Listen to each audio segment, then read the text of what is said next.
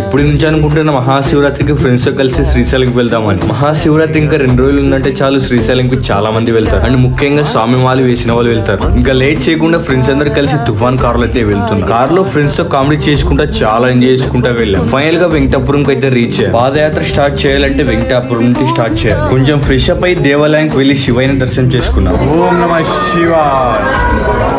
మేము వెళ్లే పాదయాత్రకి ఎవరికి ఏమి కాకుండా క్షేమంగా వెళ్ళాలని మొక్కున్నాం. మన శ్రీశైలం పాదయాత్ర చార్ట్ ఇదనమాట. 45+ కిలోమీటర్స్ ఉంటుంది. కొంచెం దూరం వచ్చాం లేదు, లైట్ ఫెయిల్ అయిందనమాట. మార్గ మధ్యంలో ఫ్రీగా మజ్జిగ ఇస్తున్నారు. చల్లగా చాలా బాగుంది. అంటే అన్నదానం అయితే జరుగుతుంది అనమాట. ఇంకా లేట్ చేయకుండా ప్లేట్ తీసుకుని అన్నపప్పు సాంబార్ అయితే వేసుకున్నాం. మన ఆంజనేయ స్వామి దర్శనం చేసుకుని చాలా దూరం వెళ్ళిన తర్వాత ఈ బావి దగ్గరికి అయితే వస్తాం. ఈ బావి గురించి చెప్పాలంటే చాలా పురాతనమైన చరిత్ర ఉంది మామ. ఇది షార్ట్ వీడియో కాబట్టి కొంచెం చెప్తాను. ఈ బావి దోగినప్పటి నుంచి నీరు లేకుండా లేదనమాట. భూమిలో నుంచి నీళ్లు ఊడుతూనే ఉంటాయి. ఈ వీడియో ఇప్పుడే చాలా లెంతీగా అయింది. వీడియోస్ అన్ని పార్ట్స్ వైజ్ గా వస్తుంటాయి.